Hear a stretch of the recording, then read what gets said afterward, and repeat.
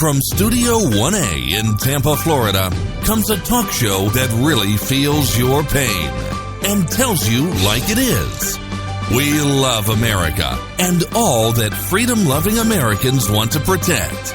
Live from coast to coast and on your radio, it's For the People with Keith Allen. We'll help you survive this thing called life. We're for the people. Whatever your source of stress or strife, for the people is there. Well, hello, Mr. and Mrs. America. I am Keith Allen and proudly welcoming you into this Wednesday's edition of For the People. It's July 26, 2017, and lots happening on Capitol Hill, Russia investigations, and health care, and it's a continuation. It's really nothing new. It almost feels like so many different days that I come in to do this radio show. To be honest with you, there just doesn't seem to be really anything that is monumentally different in Washington. It's just this slow grind. I mean, it's nothing new. I mean, that's just how Washington kind of acts and reacts.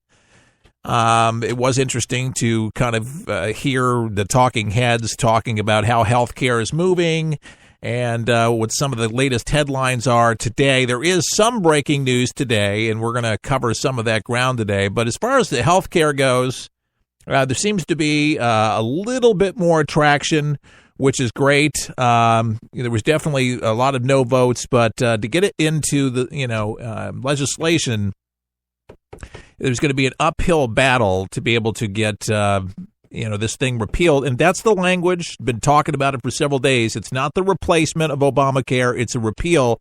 That seems to be going over a lot better in the last several days, and good things are happening, folks. I said yesterday, you got to be optimistic about this. There's going to have to be more concessions.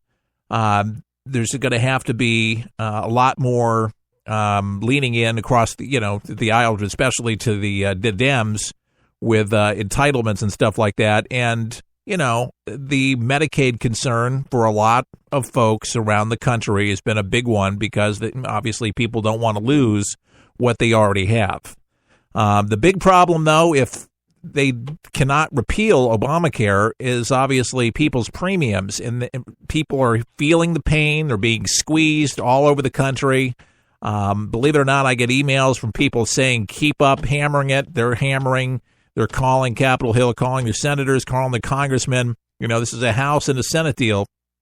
So we got to come together mutually, together as a country, to make this thing happen because, again, people are hurting. Now, there are some people that seem like they're unaffected by this whole thing, and I think that's a beautiful thing. You got great insurance in your company.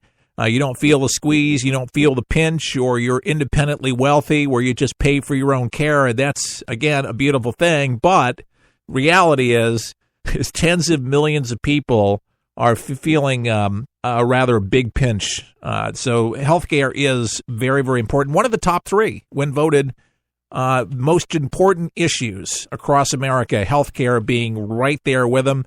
The economy, actually, and then national security is another big one. So we're going to be hearing across the aisle from all over today a little bit. We're going to be bouncing around. And it's a Wednesday, so sometimes it's a free-for-all Wednesday where we kind of untraditionally kind of skip around a few things. And it's all woven together just beautifully, magnificently. And I occasionally bring out the coffee cup where I actually take a sip of my coffee, which gives you the ability right now to reach for your favorite beverage, whether that's hot or cold, and to take a break. Here we go. What is it today? I like Starbucks coffee. I brew my own. It's house blend. Yep. Cream and not sugar, but I use stevia.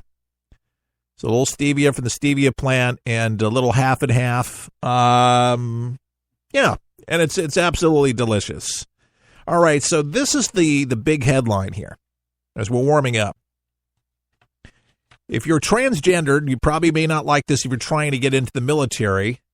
But President Donald Trump is barring transgender people from serving in the military in any capacity, and basically citing tremendous medical cost to the taxpayer. Now, his announcement on Twitter did not say what would happen to transgender people already in the military.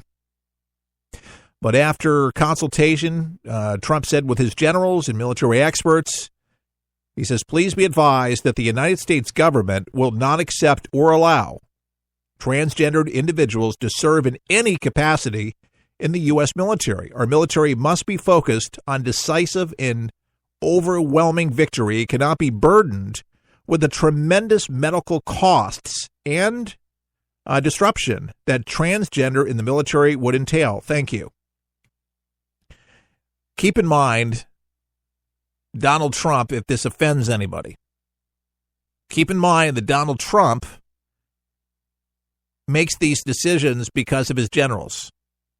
And, you know, for military leaders in the field, they would know better than anybody if this is a disruption. We're not talking about gay people.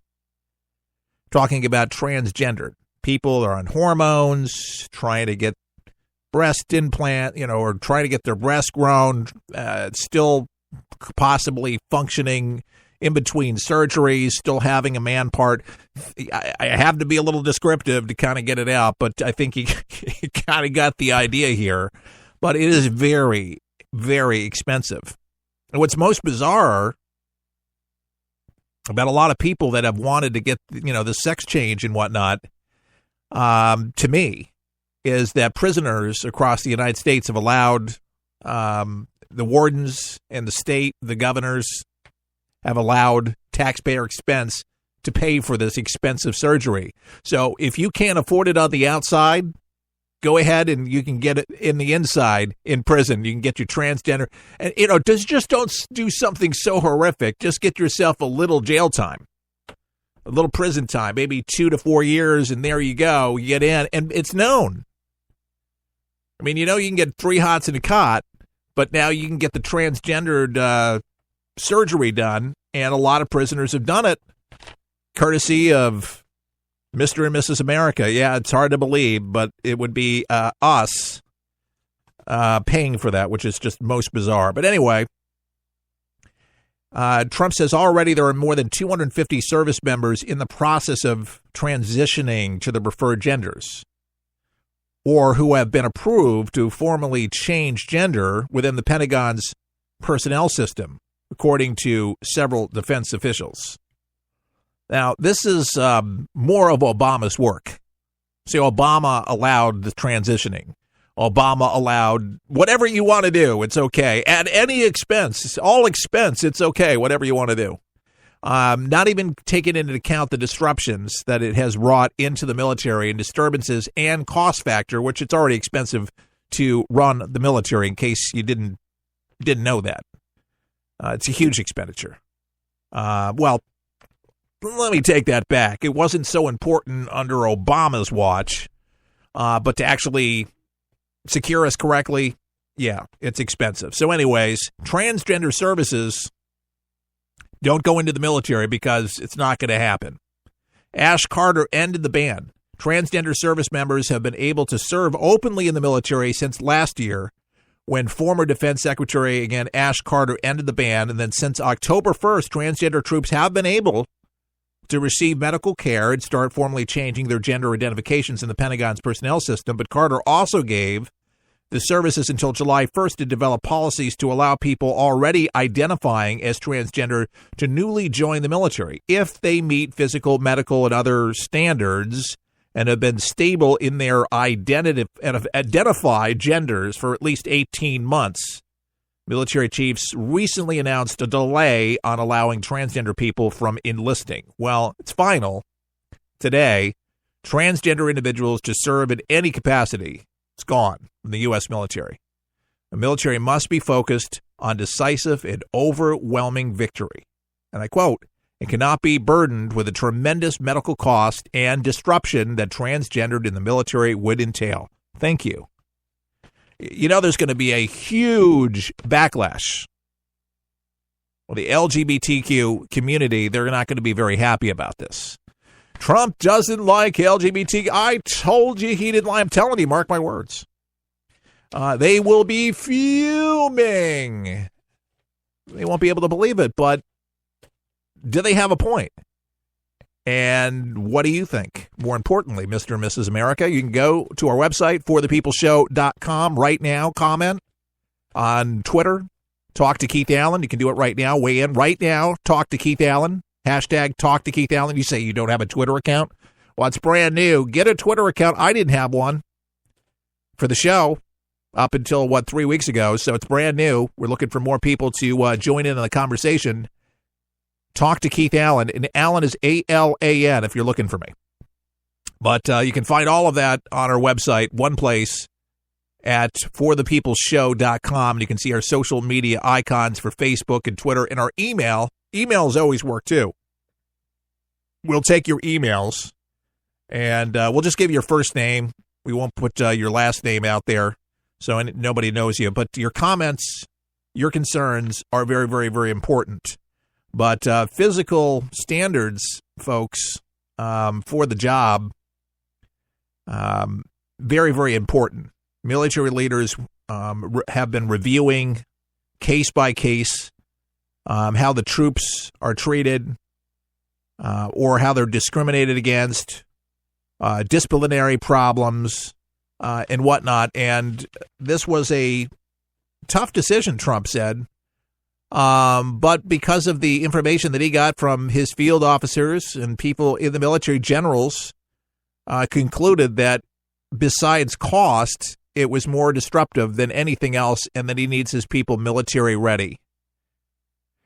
Call me old school, but, I think the military needs men to be men, and the women that serve need to be they need to be women. Transgendering into or morphing into something else, transitioning is what they call it. Just, make that change way before it happens. Why join the military and then go through that transition? Oh, because wait a second, it's kind of like going to prison. Join the military, and then you can get your sexual change. If you want to become a male or you want to become, the military will pay for it. There was a time where people actually joined the military. To pay for college, have that tuition going. They could serve their country. Some people would take that trade and, they would have a military career for life. But one of the biggest things was the education aspect of it. You serve your country, you get an education, you don't have to make it a career, but it's a win-win situation for Uncle Sam and for anybody that went in. And now you have to talk about sex changes.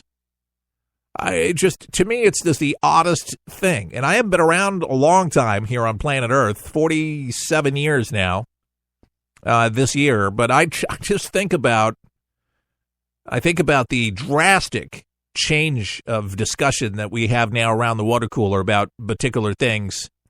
And I think it's just so strange and oddball that we even have to have this discussion, especially when it comes to our military.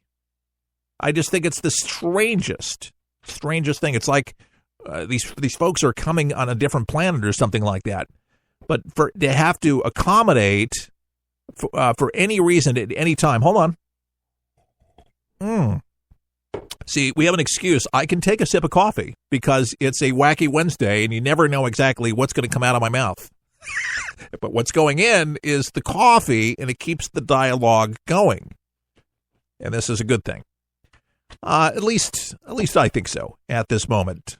Anyways, and where I'm coming from, probably largely speaking, and I probably have to just the elephant in the room, for religious reasons. As a Christian, I just think it's defiling. I think if you come into the world and you have a specific gender that was assigned to you by God himself, messing with that, I just think it's not a good idea. I really don't. I have a real problem with defacing and, tattoos and guys mutilating their ears. Yeah, that is crazy.